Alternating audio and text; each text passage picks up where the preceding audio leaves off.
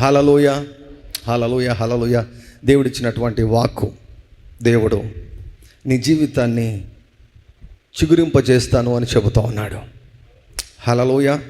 నీ జీవితం ఒకవేళ ఎండిపోయినటువంటి పరిస్థితి ఉందేమో, ఈ మందిరంలో ఉన్నా కూడా, లైవ్లో ఉన్నటువంటి వ్యక్తి అయినా కూడా ఎండిపోయినటువంటి జీవితం నీవు కలిగి ఉన్నావేమో. అయితే దేవుని యొక్క అభిషేక వాసనతో, దేవుని యొక్క ప్రవచన వాక్ యొక్క వాసనతో ఏమండి మీరు చిగురించబోతున్నారని తెలియజేస్తున్నాను. Glory to God. నమ్మినట్లయితే అందరూ హల్లెలూయా చెప్పండి. హల్లెలూయా, హల్లెలూయా, హల్లెలూయా. సో ఒక ప్రాముఖ్యమైనటువంటి భాగాన్ని మనము అధ్యయనం చేయడం ప్రారంభించాం. ఇది అంత సులభంగా అర్థం కాదు, చాలా జాగ్రత్తగా వినాలి, ప్రార్థనాపూర్వకంగా వినాలి, పరిశుద్ధాత్మని యొక్క సహాయం తీసుకోవాలి. పెద్ద పెద్దోళ్ళకి అర్థం కాదు ఇది ఏంటి అని చాలామంది అనుకుంటారు. వారికి అర్థం కాదు కాబట్టి ఎక్కడ కూడా బోధించే ధైర్యం కూడా చాలామంది చేయరు. కానీ this is very very very important. మానసిక దుర్గాలు, strong holds of the mind. మానసిక దుర్గాలు అంటే ఏంటివి, అవి ఎలా కట్టబడతాయి, తర్వాత వాటిని ఎలా మనము నిర్మూలన చేయాలి, వాటిని నిర్మూలన చేయకపోతే ఏమవుతుంది. సో ఇటువంటి విషయాలు చాలా చాలా లోతైనటువంటి విషయాలను పరిశుద్ధాత్మని యొక్క వెలిగింపుతో, నడిపింపుతో మనమందరం కూడా అధ్యయనం చేస్తున్నాం. సో మనం ఎంచుకున్నటువంటి కీలకమైనటువంటి భాగం కొరింథీయులకు రాయబడినటువంటి 2వ పత్రిక 10వ అధ్యాయం 3, 4, 5 వచనాలు. మేము శరీరధారులమై నడుచుకొనుచున్నను శరీర ప్రకారము యుద్ధము చేయము. మా యుద్ధోపకరణములు శరీర సంబంధమైనవి కావు గాని దేవుని ఎదుట దుర్గములను పడద్రోయజాలినంత బలము కలవై ఉన్నవి. మేము వితర్కములను, దేవుని గూర్చిన జ్ఞానమును అడ్డగించు ప్రతి ఆటంకమును పడద్రోసి ప్రతి ఆలోచనను క్రీస్తుకు లోబడినట్లు చెరపట్టి. ఈ లేఖన భాగాన్ని మనము అధ్యయనం చేస్తున్నాం. దుర్గములు అన్నటువంటి మాట పాత నిబంధనలో దాదాపుగా 50 సార్లు వ్రాయబడింది. Almost 50 times strong holds were mentioned in the old testament. పాత నిబంధనలో. క్రొత్త నిబంధనలో ఒకేసారి మెన్షన్ చేయబడింది, ప్రస్తావించబడింది. పాత నిబంధనలో ఎటువంటి సందర్భాల్లో దుర్గము అన్నటువంటిది ప్రస్తావించబడిందంటే, శత్రు దాడి నుంచి తప్పించుకొను నిమిత్తము దాగుకునే స్థలము. శత్రువు దాడి నుంచి తప్పించుకొనుటకు దాగుకునే స్థలము ఒక దుర్గముగా పాత నిబంధనలో వ్రాయబడింది. దావీదు సౌలుకు భయపడి చాలాసార్లు తప్పించుకొని దాక్కున్నాడు. ఎక్కడ దాక్కున్నాడు? కొన్ని దుర్గాల్లో దాక్కున్నాడు. సో దుర్గము అంటే బేసిక్ అర్థం ఏమిటంటే భద్రత కొరకైన కట్టబడినటువంటి ఒక కట్టడము. ఇల్లు కావచ్చు, భవనము కావచ్చు, కోట కావచ్చు. దుర్గము అంటే భద్రత కొరకైన, శత్రువు దాడి నుంచి భద్రపరచబడుటకు కట్టుకొనబడినటువంటి ఒక కట్టడము. ఈ కాలపు భాషలో మాట్లాడితే బంకర్స్ అని చెప్పచ్చు. బంకర్స్ అంటే భూమి లోపల కట్టుకుంటారు. బయట నుంచి బాంబులు వేసినా కూడా, మిస్సైల్స్ వేసినా కూడా వారికి ఏం కాదు. ఇజ్రాయెల్ దేశంలో అయితే ఎక్కడ చూసినా బంకర్లు ఉంటాయి. ప్రతి ఊరిలో బంకర్లు ఉంటాయి. సైరన్ మోగిందంటే చాలు ప్రజలు వెంటనే బంకర్లలోకి వెళ్ళిపోతారు. ప్రజలు బంకర్లలోకి వెళ్ళిపోయారంటే ఎన్ని మిస్సైల్స్ పడినా కూడా వారికి ఏం కాదన్నమాట. సో భద్రత కొరకై వారు బంకర్స్ కట్టుకున్నారు. శత్రువు దాడి నుంచి శత్రువుకు కనిపించకుండా, శత్రువుకు అందకుండా దాచుకునేదానికి కట్టబడినటువంటి కట్టడమే దుర్గము అంటే. సో దుర్గాలు అన్నటువంటివి 2 రకాలు. ఒకటి మనకు అనుకూలమైనటువంటి దుర్గము, మనకు ప్రతికూలమైనటువంటి దుర్గం. బేసిక్గా ఇప్పుడు మనము నెగటివ్ స్ట్రాంగ్ హోల్డ్స్ గురించి మనం మాట్లాడుతున్నాం. మనకు వ్యతిరేకంగా పనిచేసే ప్రతికూలమైనటువంటి దుర్గాల గురించి మనం మాట్లాడుతున్నాం. సో అనుకూలమైనటువంటి దుర్గాలు కూడా ఉన్నాయి, వాటి గురించి నేను తర్వాత చూద్దాం. ఎందుకంటే ఫస్ట్ ఒక పొలం ఉందనుకోండి, మనకు ఒక 5 ఎకరాల పొలం ఉంది. అందులో ఒక మంచి విత్తనాలు వేసి ఒక మంచి పంట కావాలంటే అక్కడ ఉన్నటువంటి వీడ్స్ అన్నిటిని ఏరి పారేసేయాలి. కలుపు మొక్కలు ఉంటాయి కదా, మొత్తం క్లీన్ చేయాలి. ఫస్ట్ క్లీన్ చేసిన తర్వాత మంచి విత్తనాలు నాటి మంచి పంటను మనం కోసుకోవచ్చు. సో అందుకే నెగిటివ్ స్ట్రాంగ్ హోల్డ్స్ గురించి మనము మాట్లాడుతున్నాం. సో దుర్గాలు పాత నిబంధనలో భౌతికంగా కట్టబడితే, క్రొత్త నిబంధనలో పౌలు గారు బహుస్పష్టంగా ప్రస్తావిస్తున్నారు. ఈ దుర్గాలు అంటే ఈ కట్టడాలు ఎక్కడ ఉంటాయంటే మనసులో ఉంటాయి. ఈ దుర్గాలను ఎవరు కడతారు అంటే, ఎవరికి నీ మనసు కావాలో వారు కట్టుకుంటారు. ఎవరికి నీ మనసు కావాలో వారు కట్టుకుంటారు. ఎవరు నీ మనసులో జీవించాలని అనుకుంటున్నారో వారు కట్టుకుంటారు. అర్థమవుతుందని నేను అనుకుంటున్నాను. I hope you understand. ఎవరు నీ మనసులో ఉండాలనుకుంటున్నారో వారు నీ మనసులో నీకు తెలియకుండానే కట్టడాలు కట్టుకుంటారు. మనం పుట్టినప్పటి నుంచి అది మొదలవుతుంది. చాలా విచారకరమైనటువంటి విషయం. పుట్టినప్పటి నుంచి అది ప్రారంభమవుతుంది. మనకు తెలియకుండానే మన శత్రువు అయినటువంటి అపవాది మన మనసులో వాడు కట్టడాలు కట్టుకుంటూ ఉంటాడు. ఎందుకు కట్టుకుంటారు? ఒక ఇల్లు ఎందుకు కట్టుకుంటామండి? అందులోకి వెళ్ళి నివాసం చేసేదాన్ని కట్టుకుంటాం. అందులో భద్రంగా ఎండ గాలి వాన తగలకుండా ఏమండి మనం భద్రంగా క్షేమంగా ఉండేదాని కొరకు మనం ఇల్లు కట్టుకుంటాం. అపవాది నీ మనసులో ఎందుకు ఈ ప్రాకారాలను, ఈ యొక్క కట్టడాలను కట్టుకుంటాడంటే, వాడు అందులోనికి ప్రవేశించి అందులో సురక్షితముగా జీవించాలని. సురక్షితంగా అంటే శత్రువు దాడి చేసినా కూడా ఏమి కాకుండా. ఇప్పుడు ఎవరు శత్రువు? సాతానికి ఎవరు శత్రువు? యేసు నామము శత్రువు, దేవుని యొక్క వాక్యము శత్రువు. ఎవరైనా కూడా ఆ అపవాది మీద దాడి చేయాలంటే ఈ దుర్గాలు ఉన్నంత వరకు వాడిని ఏం చేసుకోలేవు. ఒక వ్యక్తి బంకర్లో ఉంటే ఏం చేసుకోలేడు. ఎన్ని మిసైల్స్ వేసినా ఏం చేసుకోలేరు. సో ఒక వ్యక్తిలో దురాత్మ ఆ యొక్క వ్యక్తి మనసులో జీవిస్తున్నప్పుడు, దురాత్మను వెళ్ళగొట్టినప్పుడు ఆ దురాత్మ వెళ్ళినట్లు ఉంటుంది కానీ మరలా వచ్చేస్తుంది. వెళ్ళినట్లు నటిస్తుంది కానీ మరలా వచ్చేస్తుంది. ఆ వ్యక్తి ఎన్ని సంవత్సరాలైనా కూడా బంధకాల్లోనే ఉంటాడు. సో అపవాది మనిషి యొక్క మనసులో వాడు దుర్గాలు కట్టుకుంటాడు. ఎందుకు కట్టుకుంటాడంటే వాడు నివాసం చేసేదాన్ని కట్టుకుంటాడు. ఎందుకు నివాసం చేస్తాడు? యేసుక్రీస్తు ప్రభు చాలా స్పష్టంగా చెప్పాడు. అపవిత్రాత్మ ఒక మనిషిని వదిలిపెట్టి వెళ్ళిపోయిన తర్వాత వాడికి విశ్రాంతి ఉండదంట. Demonic spirits, when they exist outside of a human body, outside of a human mind, ఒక మనిషికి బయట ఉంటే అపవాదికి, దయ్యాలకు ఏ మాత్రం కూడా విశ్రాంతి ఉండదు. ఎలా ఉంటుందంటే,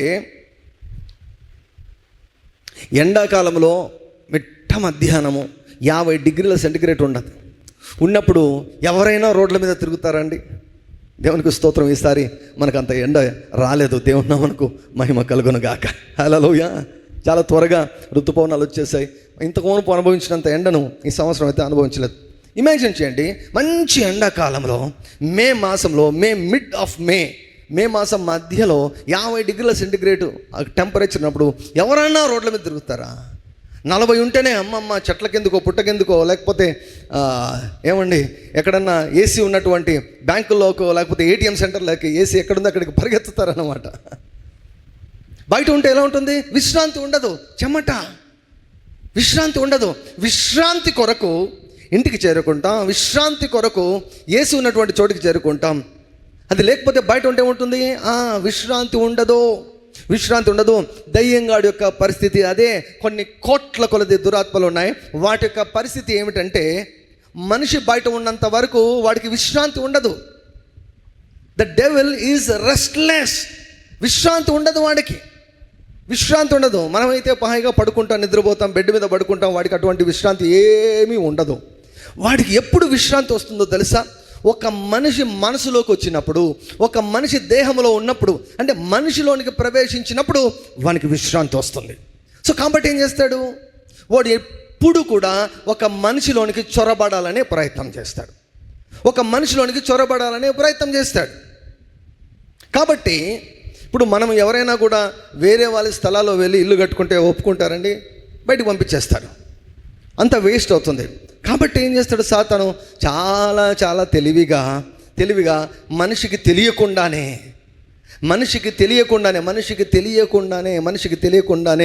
మనిషి యొక్క సహకారంతో బాగా మంచిగా, అంటే పర్మనెంట్గా నివాసం చేయటకు ఇల్లు కట్టుకుంటాడు వాడు. ఇల్లు ఒకే సెకండ్లో ఏమి కట్టబడదు. ఇటుక మీద ఇటుక, రాయి మీద రాయి, అలా over a period of time 3.5 సంవత్సరాల్లో యూదా ఇస్కరియోతు అందరినీ పిలిచినట్లే యూదా ఇస్కరియోతును పిలిచాడు. అందరికీ ఇవ్వబడినటువంటి బోధ యూదా ఇస్కరియోతు కూడా ఇవ్వబడింది. కానీ యూదా ఇస్కరియోతు ఏం చేస్తాడు తెలుసా? ఏమండి, మెల్లగా దారి తప్పాడు. ఎప్పుడు దారి తప్పాడు? సాతాను ఒక చిన్న అబద్ధం చెప్పాడు. ఇప్పుడు సాతాను ఒక వ్యక్తిలోనికి ప్రవేశించాలంటే ఏమండి, వాడు ఆ వ్యక్తిలో ఇల్లు కట్టుకోవాలి అన్నమాట. వాడు ఆ వ్యక్తిలోనికి గృహప్రవేశం చేయాలంటే వాడు ఇల్లు కట్టుకోవాలంటే ఆ మనిషి వాడితో సహకరించేటట్లు చేసుకోవాలన్నమాట. సో కాబట్టి ఏం చెప్పాడు? యేసు ప్రభు, నీకు అవసరానికి మించి డబ్బులు ఇవ్వడం వల్ల నీకు కొంచెం అవసరాలు ఎక్కువ ఉన్నాయి కదా, ఏం కాదు, ఆ కానుక పెట్టెలో డబ్బులు ఉంది, లేపేసే, ఏం కాదు. యేసు ప్రభు ఎంత మంచివాడు చూసినావు కదా, ఆయన ఎవరిని గద్దించడు, ఎవరిని ఏమన్నాడు. కాబట్టి నిన్ను కూడా ఏమన్నాడు, ఈరోజు ఒక 100 రూపాయలు లేపేసాయి అని ఒక ఆలోచన యూదా అనుకుని ఉంటాడు. నాలో పుట్టింది అని అనుకుని ఉంటాడు. లేకపోతే నేను ఈ 11 మంది కంటే నేను తెలివిమంతుని అనుకుని ఉంటాడు. కానీ ఆ ఆలోచన పుట్టించింది ఎవరు? సాతాను. అది ఒక అబద్ధం. ఏమి కాదు అన్నటువంటిది ఒక అబద్ధం. ఈ పని చేసినా ఏమి కాదు అన్నటువంటిది ఒక అబద్ధం. కాబట్టి యూదా ఏం చేయాలి? అయ్యో నేను చేయను, దొంగతనము దొంగిల్లకూడదని ఆల్రెడీ ధర్మశాస్త్రం ఉంది కదండి, 10 ఆజ్ఞలు ఉంది కదా దొంగిల్లకూడదని. కాబట్టి ఏం కాదు, ఈయన గ్రేస్, ఈయన కృపామయుడు, కరుణామయుడు, దయామయుడు, ఈయన నీకేం కాదు అన్నటువంటి ఆలోచన పెడితే ఈ యూదా ఇస్కరియోతు ఏం చేశాడంటే ఆ ఆలోచనను నమ్మాడు. ఎప్పుడైతే నమ్ముతాడో ఫౌండేషన్ పడిపోతుందన్నమాట. ఇంటికి పిల్లర్స్ వేస్తారు కదండి, ప్లింత్ బీమ్ వేస్తారు కదా, ఫౌండేషన్ పడిపోతుంది. ఎప్పుడైతే సాతాను ఆఫర్ ఇచ్చినటువంటి ఆలోచనను అంగీకరించి నమ్ముతారో అప్పుడు సాతాను పునాది వేసుకుంటాడు. అలా ఏం చేశాడు? దగ్గర 3.5 సంవత్సరాలు, ఆల్మోస్ట్ 3.5 years సాతాను కట్టుకుంటూ వచ్చాడు. డబ్బులు.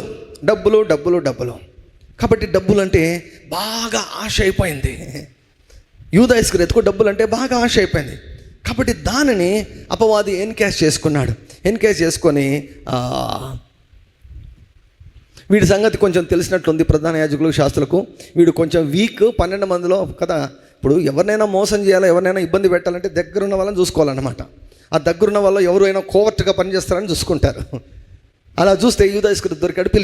పిలిచి మాకు పట్టిస్తావా, మీ బాస్ నువ్వు పట్టిస్తావా, 30 వెండి నాణాలు ఇస్తాము, 30 సిల్వర్ కాయిన్స్ ఇస్తాం, పట్టిస్తామంటే ఇంకేంటి, మనవాడికి కావాల్సిన డబ్బులు ఏమవుతుంది ఏమి అనుకొని. ఏమండి, ఈ ఆలోచనలన్నీ కూడా ఏం జరుగుతుందో తెలుసా? సాతాను యూదా ఇస్కరియోతు మనసులో ఒక దుర్గాన్ని కడుతూ ఉన్నాడు. యోహాను సువార్త 13వ అధ్యాయం దగ్గరికి వచ్చే లోపల గృహప్రవేశము స్టార్ట్ చేశాడు. సాతాను యూదా ఇస్కరియోతులోనికి ప్రవేశించెను అని ఉంటుంది. గృహప్రవేశము జరిగింది. గృహప్రవేశం ఎందుకు జరుగుతుంది? సాతాను ఒక మనిషిలోనికి ఎందుకు ప్రవేశిస్తాడు? విశ్రాంతి అంటే మనిషికి వస్తున్న విశ్రాంతి కాదు, మనిషిలోనికి వచ్చి, ఇప్పుడు మనిషిలోనికి వచ్చాడంటే ఆ మనిషిని టోటల్ కంట్రోల్లో పెట్టుకుంటాడు. టోటల్ కంట్రోల్లో పెట్టుకొని వాడి ఇచ్ఛను నెరవేర్చుకుంటాడు. మా కాలేజ్లో మా క్లాస్మేట్ ఉండేవాడు మా కాలేజ్లో. వాడు చెప్పేవాడు, ప్రతిరోజు అర్ధరాత్రి 1 గంటకు గంట కొట్టినట్టు ఎవరో తట్టి లేపుతారంట. తట్టి లేపి ఏమని చూడకుండా అశ్లీల చిత్రాలు అశ్లీల ఫొటోస్ అవన్నీ చూడాలని ఆయనకు కోరిక పుడుతుందంట. ఎగ్జాక్ట్గా 1 గంటకు గంట కొట్టినట్టు. అంటే ఏంటో తెలుసా, ఏ దయ్యము ఒక మనిషిలో ఉంటుందో ఆ దయ్యము తన ఆశను మనిషిని ఉపయోగించుకొని నెరవేర్చుకోవాలనుకుంటాడు. యాక్చువల్గా ఆ అశ్లీల చిత్రాలు చూడాలన్నటువంటిది ఎవరి కోరిక? ఈ స్పిరిట్ ఆఫ్ లస్ట్ కోరిక అన్నమాట. ఈ యొక్క దయ్యం యొక్క కోరిక. కానీ వాడి కోరిక నెరవేర్చుకోవాలంటే ఎలా?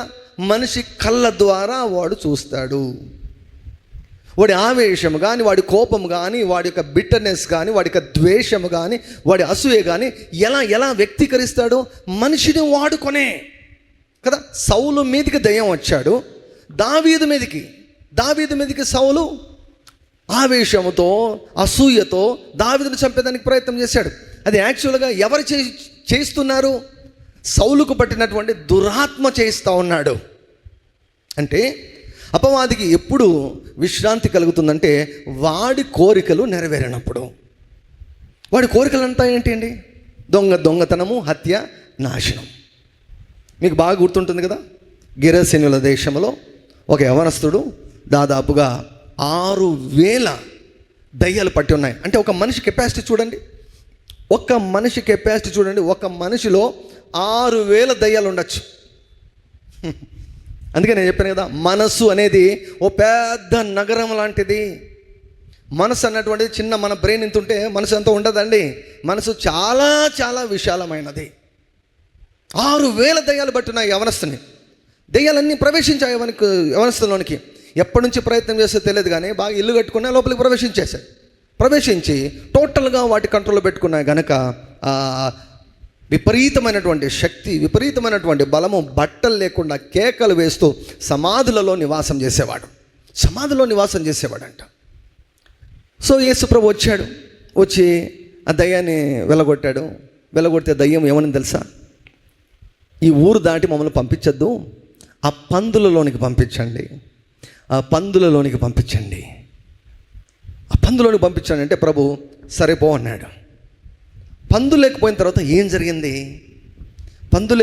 జరిగిందంటే ఆ 2,000 పందులు సముద్రంలోకి వెళ్ళి చచ్చిపోయాయి. అంటే ఈ యవనస్తుని ఆ 6,000 దయ్యాలు చంపలేకపోయాయి కనుక వాడికేమో చంపాలి. మనిషిని ఎట్లా చంపలేకపోయాం, కనీసం వీటినైనా చంపుదామని ఆ యొక్క పందులోకి అనుమతి అడిగి పందులోకి వెళ్ళి పందులు చంపేశాయి. This is how the devil operates.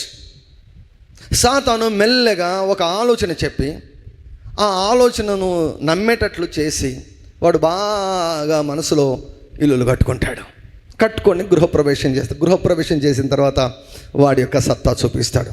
మనిషి అప్పుడు పూర్తిగా సాతాను స్వాధీనంలోనికి వెళ్ళిపోతాడు. కాబట్టి నెమ్మది ఉండదు, సమాధానం ఉండదు, సంతోషం ఉండదు, ఆరోగ్యం ఉండదు. ఎప్పుడు ఏదో ఒక బాధ, ఒకదాని తర్వాత ఒకటి. ఫ్రీడమ్ ఉండదు, స్వేచ్ఛ ఉండదు, స్వాతంత్రం ఉండదు, కడుపు నిండా నవ్వినటువంటి అనుభవాలు ఉండవు, ప్రశాంతమైనటువంటి స్థితి మనసులో ఉండదు. వీటన్నిటికీ కారణం ఏమిటో తెలుసా? మనసులో దుర్గాలు వాడు కట్టుకొని అంటాడు. నేను ఒక విషయం చెప్తానండి, దుర్గాలు లేని క్రైస్తవుడు లేడు, దుర్గాలు లేని సేవకుడు కూడా లేడు. అయితే మన బాధ్యత ఏమిటంటే మనలో పుట్టినది మొదలుకొని ఈరోజు వరకు ఎటువంటి దుర్గాలు కట్టబడ్డాయి, అవి ఉన్నాయా? ఉంటే వాటిని తీసివేసుకోవాలి. వాటిని తీసివేసుకున్నప్పుడే దేవుని యొక్క సంపూర్ణమైనటువంటి ఆశీర్వాదాన్ని మనము అనుభవించగలము. మనము చదివినటువంటి భాగంలో వ్రాయబడినటువంటి పదాలు ఏమిటంటే అభ్యంతరాలు, ఆటంకాలు. అభ్యంతరాలు ఎక్కడ ఉన్నాయంట? ఆటంకాలు ఎక్కడ ఉన్నాయంట? మనసులో ఉన్నాయంట. దేవుడు ఒక కార్యం చేయాలని నీ దగ్గరకు వస్తే నీ మనసులో అభ్యంతరాలు కనిపిస్తున్నాయి, నీ మనసులో ఆటంకాలు ఉన్నాయి, నీ మనసులో సాతాను చేత కట్టబడినటువంటి కట్టడాలు ఉన్నాయి. వాటిని ఇటుక తర్వాత ఇటుక, రాయి తర్వాత రాయి పూర్తిగా డిమాలిష్ చేసేంత వరకు నీవు నిజమైన స్వాతంత్రాన్ని అనుభవించలేవు. నిజమైన స్వాతంత్రాన్ని అనుభవించలేరు, నిజంగా స్తుతించలేరు, నిజంగా ఆరాధించలేరు, నిజంగా దేవుని యొక్క ప్రేమను అనుభవించలేరు, నిజంగా దేవుని యొక్క శక్తిని లోకానికి చూపించలేరు. ఎప్పుడు ఏదో ఒక ప్రాబ్లం, ఎప్పుడు ఏదో ఒక సమస్య, ఎప్పుడు కూడా నిరుత్సాహము, ఎప్పుడు కూడా దిగులుగా ఉంటారు, నిరుత్సాహంగా ఉంటారు. విశ్వాసం ఉండదు, విశ్వాసము అవిశ్వాసం మిక్స్ అయిపోతుంటాయి. ఎప్పుడు ఏడుస్తుంటారు, కన్నీరు విడుస్తూ ఉంటారు. This is the condition of many Christians in this generation. ఈ తరంలో చాలామంది విశ్వాసుల క్రైస్తవుల జీవితాలు ఏ రీతిగా ఉన్నాయి. అందుకే యేసుక్రీస్తు ప్రభు ప్రతి ఒక్కరిని కూడా నిజమైన స్వాతంత్రంలోనికి నడిపించాలని ఆయన కోరుకుంటున్నాడు. సో దుర్గాలు అంటే నేను చెప్పాను, దుర్గాలు అంటే శత్రు దాడి నుంచి తప్పించుకునే దానికి భద్రత కొరకు కట్టబడినటువంటి కట్టడాలు. సో అపవాది దుర్గాలను మనకు తెలియకుండానే మన పర్మిషన్ తీసేసుకొని వాడు వచ్చేసి కట్టేసుకుంటాడు.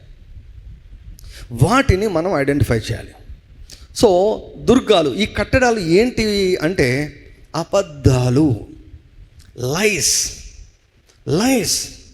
అబద్ధాలు, నిన్ను గురించినటువంటి అబద్ధాలు, దేవుని గురించినటువంటి అబద్ధాలు, మరొక వ్యక్తిని గురించినటువంటి అబద్ధాలు. ఇప్పుడు నేను ఒక విషయం చెప్తాను. భార్యాభర్తలకి ఇద్దరికి అనుకోండి, ఏమంటే there is a spirit, what is called the spirit of strife. ఈ దయ్యం పట్టింది అనుకోండి, ఎప్పుడు గొడవలే ఉంటాయి. వాడికి గొడవలు కావాలి.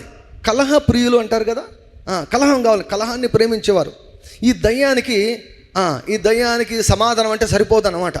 ఇద్దరు సమాధానంగా ఉన్నారు, భార్యాభర్తలు అన్యోన్యంగా ఉన్నారు, ఏకత్వంతో ఉన్నారు అంటే వాడికి సరిపోదు. ఏం చేయాలి? వారిద్దరి మధ్య ఏదో ఒక గలాట పెట్టాలన్నమాట. వాడికి గలాట పెట్టింది వాడికి నిద్ర రాదు. కాబట్టి స్పిరిట్ ఆఫ్ స్ట్రైఫ్ ఏం చేస్తాడు? భార్య గురించి భర్తతో, భర్త గురించి భార్యతో ఏం చేస్తాడు తెలుసా? ఒక చిన్న ఆలోచన వేస్తాడు, ఒక చిన్న అనుమానపు ఆలోచన, భయాన్ని పుట్టించే ఆలోచన, ఓ చిన్న ఆలోచన వేస్తాడు ఆ మనిషి గురించి. అబద్ధం అది, లైస్ అబౌట్ అదర్ పీపుల్. ఒకవేళ నీ భర్త గురించి, ఒకవేళ నువ్వు భార్య గురించి నీవు అనుకునేవన్నీ అబద్ధాలు అనుకోండి, ఏమైపోతుంది? జీవితం నాశనం అయిపోదు? ఆ భార్యాభర్తల సంబంధం పూర్తిగా తెగిపోదు?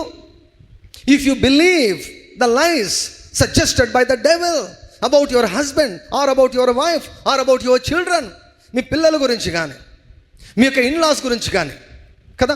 మన ఇన్నర్ సర్కిల్ చాలా ఇంపార్టెంట్ కదా. భార్య, భర్త, ఇరువురు తల్లిదండ్రులు, ఇది చాలా ప్రాముఖ్యం. దేవుడు కుటుంబ వ్యవస్థను ప్రారంభించాడు దేవుడు. అందుకే దేవుడు ఏమంటాడు తెలుసా? నీవు, నీ కుమారుడు, నీ కుమారుని కుమారుడు, నీవు, నీ కుమారుడు, నీ కుమారుని కుమారుడు. అంటే ఒక ఇంట్లో 3 తరాలు ఉండాలి. ఒక ఇంట్లో 3 తరాలు ఉండాలి.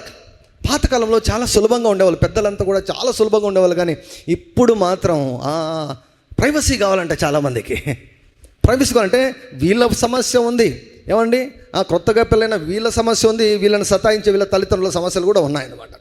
2 పక్కల ప్రాబ్లమ్స్ ఉన్నాయి. ఎందుకంటే there is no proper teaching, proper counselling కానీ, ప్రాపర్ టీచింగ్ కానీ, ఏమంటే ప్రీ మ్యారిటల్ కౌన్సిలింగ్ కానీ, పెళ్ళికి ముందు సలహాలు తీసుకోవడం కానీ, ఈవెన్ పెళ్ళైన తర్వాత సరిగా నడిపించే ఒక కాపరి లేకపోవడం వల్ల ఏమవుతుందంటే సిస్టమ్ అంతా పాడైపోతుంది. This is nothing but the activity of the devil. ఒక అబద్ధాన్ని మరొక వ్యక్తి గురించి చెప్పి ఆ వ్యక్తి మీద తిరుగుబాటు చేయిస్తాడు. ఇద్దరు ఇంకా జుట్లు పట్టుకుంటే వీడు ఆనందిస్తూ ఉంటాడు అనమాట. సో అబద్ధాలు స్ట్రాంగ్, అబద్ధాలు ఒక అబద్ధం ఒక ఇటుక అనుకోండి, ఒక అబద్ధం ఒక రాయి అనుకోండి. అలా లైస్ అబౌట్ యువర్ సెల్ఫ్, నిన్ను గురించి నువ్వు ఎందుకు పనికిరావు అంటాడు, నువ్వు వేస్ట్ ఫెలో అంటాడు, నువ్వు దేనికి పనికిరావు అంటాడు, ఎందుకు బతుకుతున్నావు అంటాడు. ఇవన్నీ ఏంటి తెలుసా? ఇవన్నీ ఏంటో తెలుసా? నీతో మాట్లాడతాడు. ఈ ఆలోచన నీకు తెప్పిస్తాడు. నీకు అసలు భవిష్యత్తు లేదు, నువ్వు ఇంకా పైకి లేయలేవు, నీ వల్ల కాదు, నువ్వు ఖచ్చితంగా నాశనం అయిపోతావు, నువ్వు ఖచ్చితంగా చచ్చిపోతావు. ఇటువంటి ఆలోచనలు, వాటిని మనకు తెలియకుండా మనం అంగీకరించామనుకోండి, వాడికి పెద్దగా డోర్ ఓపెన్ చేసిన వాళ్ళం అవుతాం. ఒక సేవకుడు ఉన్నాడు, ఒక ఆయన రష్యన్ అన్నమాట, రష్యాకు చెందినటువంటి వ్యక్తి. ఆయన చిన్నప్పుడే ఒక ఏమంటామంటే మెల్ల కన్నుతో పుట్టడమే బట్ డెలివరీ టైంలో ఏదో సమ్ ప్రాబ్లం వచ్చింది ఆయనకి. పుట్టడమే మెల్ల కన్నుతో పుట్టిన తర్వాత కొంచెం కాన్షియస్నెస్ వచ్చిన తర్వాత ఆయన చాలా ఆత్మన్యూనత భావంలోకి వెళ్ళిపోయాడు. ఆత్మన్యూనత భావం అంటే ఇన్ఫీరియారిటీ కాంప్లెక్స్ అంటే నేను తక్కువని అని అనుకోవడం అనమాట. సో కాబట్టి ఇప్పుడు స్కూల్కి వెళ్ళడం మొదలుపెట్టాడు. పిల్లలకు కొంచెం కాన్షియస్ వచ్చే లోపల ఎవరికి కనపడినా కూడా ఈ అబ్బాయితో నువ్వు ఎలా ఉన్నావని అడగరంట, కానీ నీ కన్ను ఏమి ఇలా అయింది అని అడిగేవాళ్ళంట. ఏమి నీ కన్ను ఇట్లా ఉంది, మా అందరిలాగా లేదే, నీకేమైంది అని ఎగతాళి చేసేవారంట. అలా ఎవరు కొత్త వ్యక్తి కనిపించినా కూడా నీ కంటికి ఏమైంది, ఏమి నీ కన్ను ఇలా అయిపోయింది, అలా అయిపోయి ఆ చిన్న వయసులోనే ఎంతో గాయమైపోయి, ఎంతో తృణీకారానికి గురైపోయి అసలు మనుషుల దగ్గరికి పోకుండా అయిపోయాడంట. మనుషుల దగ్గరికి వెళ్ళాలంటే భయం. వారు మళ్ళీ నా కన్ను గురించి అడుగుతారు, నన్ను గాయపరుస్తారు, నన్ను తక్కువ చేస్తారు అని ఇతరులతో పోల్చుకొని నేను తక్కువ వాడను. అలా పెరిగాడు. అలా సంవత్సరాలు పెరిగిన తర్వాత ఇక ఇప్పుడు చూడండి, ఇప్పుడు మన సమాజంలో ఉన్నాం కదా, మనుషుల మధ్య పోలేకపోతే ఎట్లా? మనుషులతో మాట్లాడంట, మనుషుల దగ్గరికి పోడంట, ఇంట్లోనే కూర్చుంటాడంట. ఆ ఒంటరిగా ఉన్నప్పుడు ఇక సాతానుకు మంచి అవకాశం కదా. పెద్దగా సంఘానికి పోయినటువంటి దాఖలాలు లేవు, ఒక ఆత్మీయ సంఘానికి వెళ్ళినటువంటి దాఖలాలు కూడా లేవు. కాబట్టి ఒకరోజు అనుకున్నాడంట, దేవా నేను చచ్చిపోతే బాగుండు, నేను ఎవరికి అవసరం చెప్పు అన్నాడంట. ఎవరికి అవసరం నేను ఎవరికి అవసరం అయ్యా?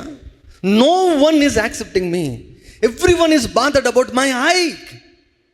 ఒక కన్ను బాగలేకపోతే అందరూ దాని గురించే మాట్లాడుతున్నారు, నా గురించి ఎవరు మాట్లాడడం లేదు. కాబట్టి ఎవ్వరూ కూడా నన్ను కోరుకోవడం లేదు. No one is concerned about me. నేను ఎందుకు బ్రతకాలి? ఎవరి కోసం బ్రతకాలి? నాకా బ్రతకాలని లేదు, నేను ఎవరి కోసం బ్రతకాలి, ఎందుకు బ్రతకాలి అని ఏం కోరుకునేవాడంట తెలుసా? రోడ్డు మీద ఎడ్జ్లో చివరిలో నిలబడేవాడంట, ప్రభువా నేనైతే కారు కింద బస్సు కింద పడను, కానీ బస్సే నా దగ్గరికి వచ్చి నన్ను నా మీదకి వచ్చేటట్లు చేయి ప్రభువా, నేను ఇంకెవరికి అవసరం లేదు నేను అని దేవునితో చెప్పి చాలాసార్లు ప్రయత్నాలు చేశాడంట. కానీ దేవుడు ఏ కార్ను కానీ, ఏ ట్రక్ను కానీ, లారీని కానీ అనుమతించలేదంట. ఎందుకు ఈ చిన్న అబ్బాయి ఆ స్థితికి వెళ్ళాడు? ఎవరు చెప్పారు? నువ్వెందుకు పనికిరానని ఎవరు చెప్పారు? నేను ఎందుకు కదా, అందరూ నువ్వెందుకు పనికిరానన్నారు, సాతానుగాడు కూడా నువ్వు పనికిరానన్నాడు. కాబట్టి ఈ అబ్బాయి ఏం చేశాడు? అవును ఇది కరెక్టే, నేను పనికిరాను అని నమ్మి ఏమని ప్రార్థన చేస్తున్నాడు? నేను ఈ భూమి మీద ఎవ్వరికీ అవసరం లేదు. తన గురించినటువంటి అబద్ధాలు, ఇప్పుడు తన గురించినటువంటి దుర్గాలు ఆ యొక్క బిడ్డ యొక్క మనసులో కట్టబడ్డాయి. ఆ కన్నును బట్టి ఆ వ్యక్తికి నేనెందుకు పనికిరాను, నేనెందుకు జీవించాలి అన్నటువంటి భావన కలిగింది. ఈరోజు చాలామంది చిన్నప్పటి నుంచే వారి యొక్క పేదరికాన్ని బట్టి కావచ్చు, వారికి ఉన్నటువంటి అవిటితనాన్ని బట్టి కావచ్చు, కొంతమంది తమ యొక్క రంగును బట్టి కావచ్చు, మనుషులలోనికి వెళ్ళలేరు. ఇంట్రోవర్ట్స్ అంటారు, మనుషులలోనికి వెళ్ళలేరు, తల ఎత్తి మాట్లాడలేరు. ఏదో లోపల ఆత్మ న్యూనతాభావం, నేను తక్కువ వాడని, నేను తక్కువ దానని అనే భావము. వారికంటే నేను తక్కువ కదా, వీళ్ళకంటే నేను తక్కువ కదా, నన్ను తక్కువ చూస్తారేమో, నన్ను నీచంగా చూస్తారేమో, నన్ను తృణీకరిస్తారేమో, ఇటువంటి భయాలు, రకరకాల భయాలు చిన్నప్పటి నుంచి ఆరంభమవుతాయి. చిన్నప్పటి నుంచి ఆరంభమవుతాయి. ఇప్పుడు ఆ వ్యక్తి జీవితంలో ఓవైపు సాతాను ఈ అబ్బాయి గురించి మాట్లాడాడు, మరొక వైపు మనుషులు కూడా మాట్లాడారు. సో దుర్గాలు అంటే నిన్ను కూర్చున్నటువంటి అబద్ధాలు సాతాను పుట్టించగలడు, ప్లస్ నీ చుట్టూ ఉన్నటువంటి దేవుని భయము లేని వాళ్ళు కూడా పుట్టించగలరు. Ungodly people can also build strong holes in your mind. కొన్నిసార్లు తల్లిదండ్రులు పిల్లలను తిడుతూ ఉంటారు, నువ్వెందుకు పనికిరావరా అని తిడుతూ ఉంటారన్నమాట. ఏమవుతుంది తెలుసా? అవన్నీ ఒక టైం వచ్చే లోపల విని అవును అని అంగీకరిస్తారు. అందుకే నేను ఎప్పుడు చెప్తుంటాను, don't believe every thought that comes up in your mind. నీ మనసులో పుట్టే ప్రతి ఆలోచనను దయచేసి నమ్మొద్దు. నీకు నిజం అనిపించిన నమ్మద్దు, కన్విన్సింగ్ అనిపించిన నమ్మద్దు.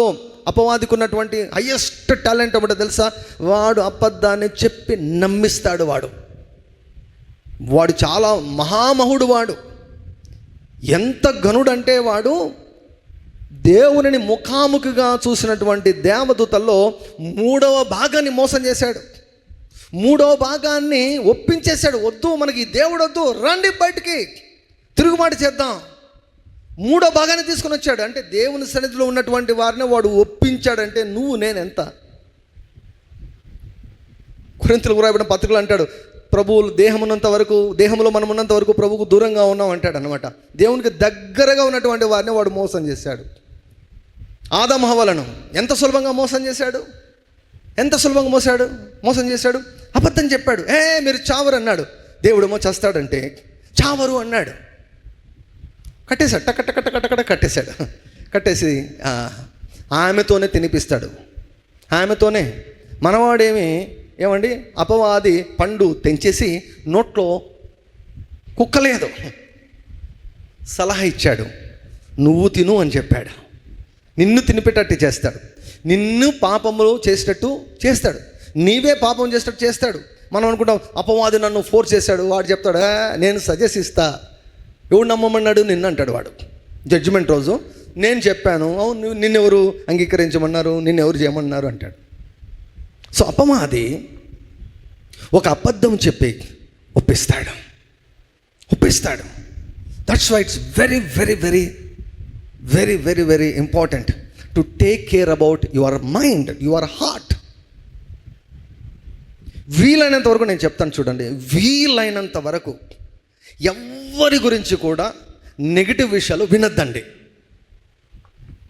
ఎవ్వరి గురించి నెగిటివ్ విషయాలు వచ్చినా కూడా వినొద్దండి. ఏదైనా ఉంటే దేవుడు నీకు అవసరం అనిపిస్తే ఖచ్చితంగా దేవుడు తెలియజేస్తాడు, నిన్ను భద్రపరుస్తాడు, నీకు జాగ్రత్తలు చెప్తాడు. కానీ ఎవరైనా కూడా ఏ వ్యక్తి గురించి అయినా నెగిటివ్ విషయాలు చెబితే దయచేసి ఎంటర్టైన్ చేయొద్దండి. అసలు ఇవ్వద్దండి. మనకు అవసరం లేదు. అవి ఈవెన్ నిజమైనా కూడా మనకు అవసరం లేదు. నిజమైనా కూడా మనకు అవసరం లేదు. ఒక వ్యక్తి అంట ఒక ప్రాంతంలో ఉండేవాడంట, భయంకరమైనటువంటి దుర్మార్గుడు అంట. అతనికి లేనటువంటి చెడు అలవాట్లేదు, ఒక భయంకరమైన దుర్మార్గుడు. ఇంకా ఎన్ని పేర్లు అంటే అన్ని పేర్లు పెట్టచ్చంట. ఆ వ్యక్తి చనిపోయాడంట. ఆ వ్యక్తి చనిపోయినందుకు ఒక్కరు కూడా బాధపడడం లేదంట. కానీ ఆయన చేసినటువంటి దుష్కార్యం అన్నిటి గురించి మంచి పని జరిగింది అని అంత నెగిటివ్గా మాట్లాడుతున్నారంట. అప్పుడు ఆయన చూసేదానికి ఒక దైవజనుడు వెళ్ళాడంట. ఆ దైవజనుడితో వీళ్ళు ఏదో నెగిటివ్గా మాట్లాడబోతే ఈ దైవజనుడు అన్నాడంట కదా, ఏదైతే ఏమైంది, ఆయన పళ్ళు భలే ఉంటాయి కదా అన్నాడంట.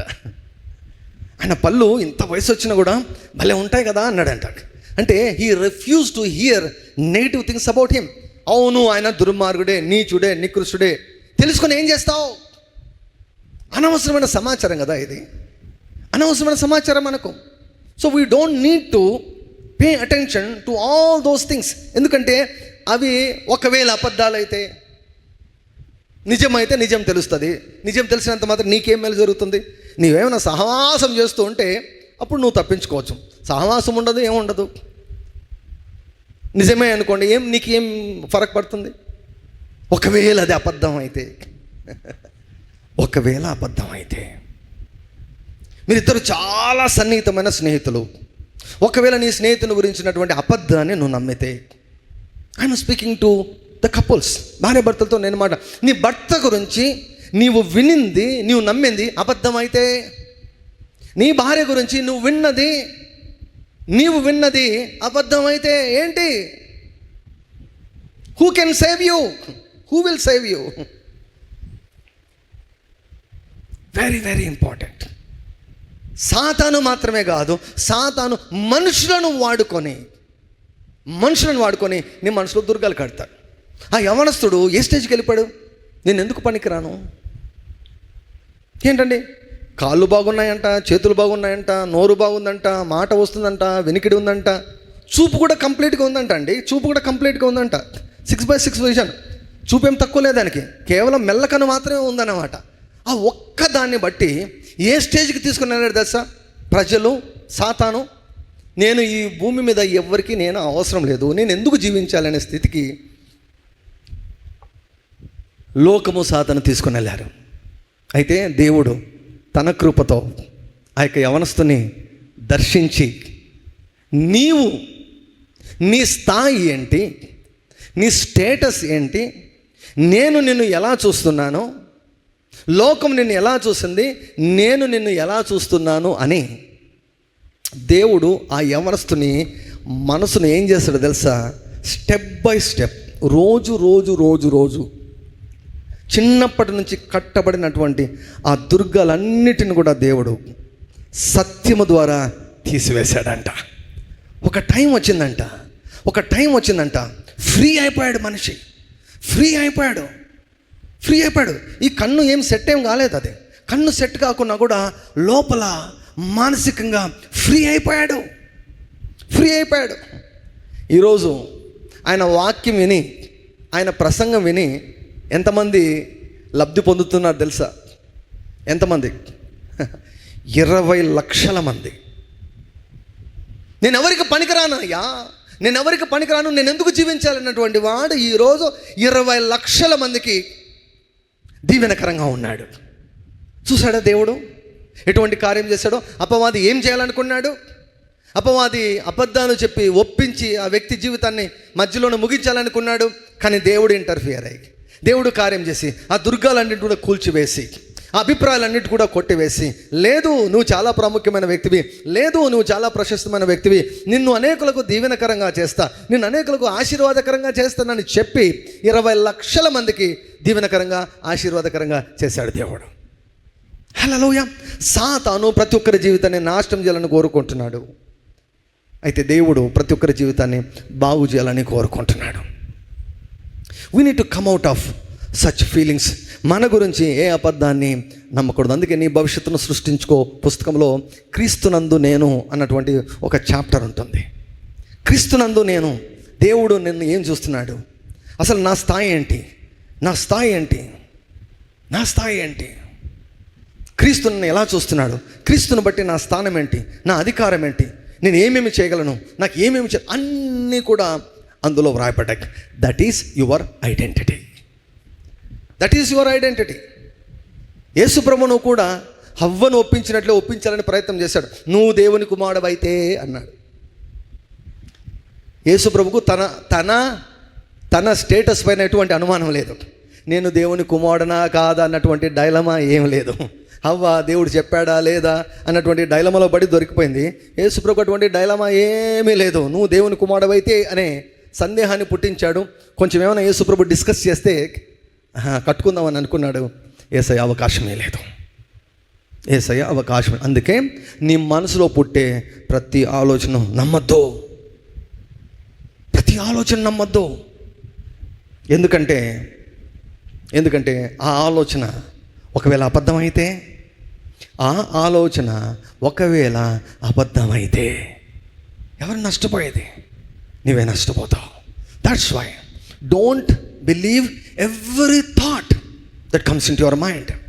అయితే దేవుని వాక్యం సెలవిస్తుంది, నరుని హృదయంలో పుట్టు ఆలోచనలంట అనేకములు యెహోవా తీర్మానమే స్థిరము.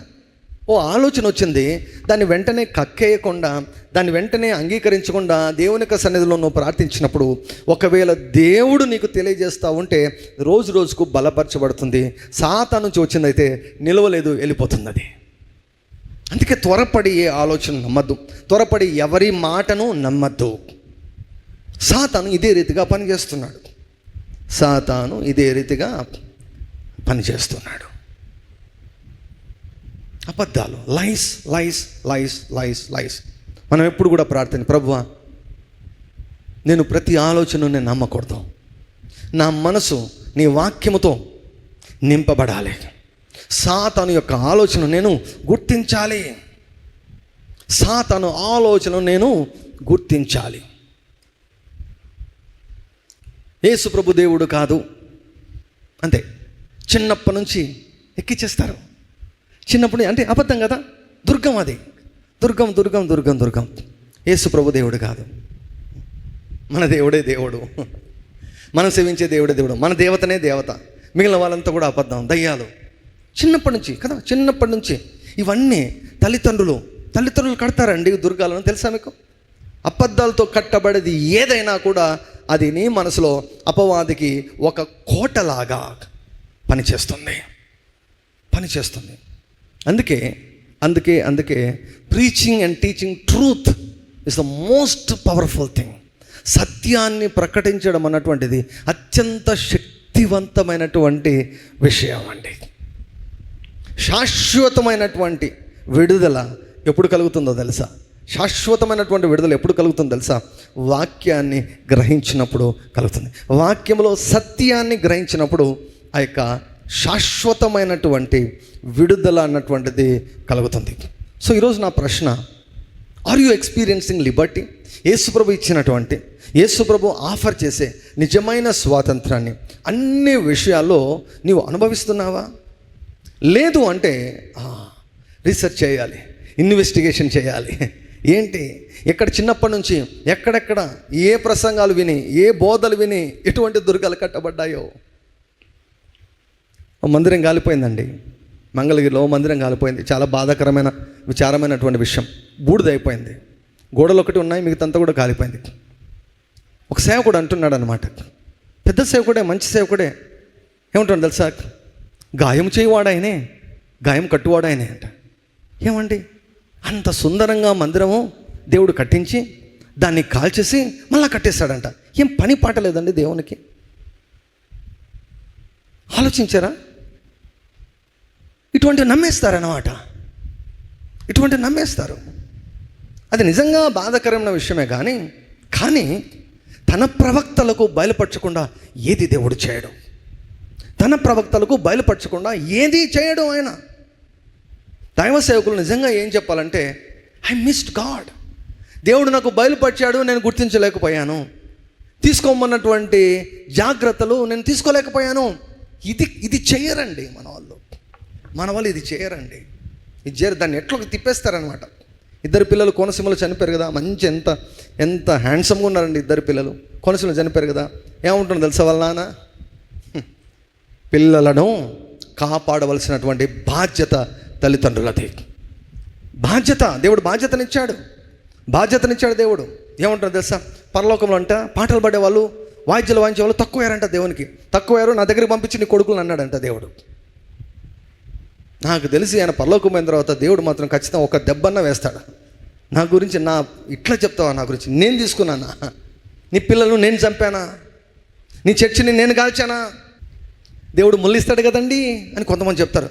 ముల్లిస్తాడు కదండి. వింటుంటే ఏమవుతుంది తెలుసా? వినడం వలన, వాటిని అంగీకరించడం వలన మన మనసులో అలా దుర్గాలు కట్టబడతాయి. వారు ఎంత ప్రయత్నం చేసినా స్వస్థత వారికి రాదు. మనసులో వాడు కూర్చొని సెటిల్ అయిపోయి ఉంటాడండి. That's why many people are still suffering in sickness. రోగం గురించినటువంటి దుర్గాలు ఉన్నాయి, పేదరికపు దుర్గాలు ఉన్నాయి, అవమానపు దుర్గాలు ఉన్నాయి, ఆత్మన్యూనతాభావంతో ఉన్నటువంటి దుర్గాలు ఉన్నాయి. ఈ దుర్గాలు ఉన్నంత వరకు దేవుని నుండి సమాధానం రాదు. వచ్చినా కూడా దాన్ని పొందుకోలేము, అనుభవించలేము. అందుకే ఎన్ని ఏడ్పులు ఏడ్చినా, ఎన్ని ఉపవాసాలు చేసినా ఏడ్పులతో ఉపవాసంతో దుర్గాలు కూల్చబడవండి. సత్యాన్ని అంగీకరించడం ద్వారా, సత్యాన్ని గ్రహించడం ద్వారా మాత్రమే దుర్గాలు పోతాయి. అబద్ధానికి మందేంటి, విరుగుడేంటి? సత్యం. మనకు తెలియకుండా మన మనసులో అబద్ధాలు కట్టబడి ఉన్నాయి. అందుకే రీడ్ ద బైబిల్. ఇదంతా సత్యం, సత్యం, సత్యం, సత్యం. వాక్యము చేత నీ మనసును నింపుకుంటే అసత్యానికి, అబద్ధానికి చోటు ఉండదు. దేవుడి యొక్క మాటలు మన వినికిడిలో ఆయన 1000 రెట్లుగా ఫలింపచేయునుగాక. ప్రతి విధమైనటువంటి దుర్గాలను దేవుని యొక్క వాక్యము కూల్చివేయునుగాక. నిజమైన స్వాతంత్రాన్ని మనం అందరము కూడా ప్రభువైన యేసుక్రీస్తు వారి యొక్క నామములో అనుభవించుదము గాక.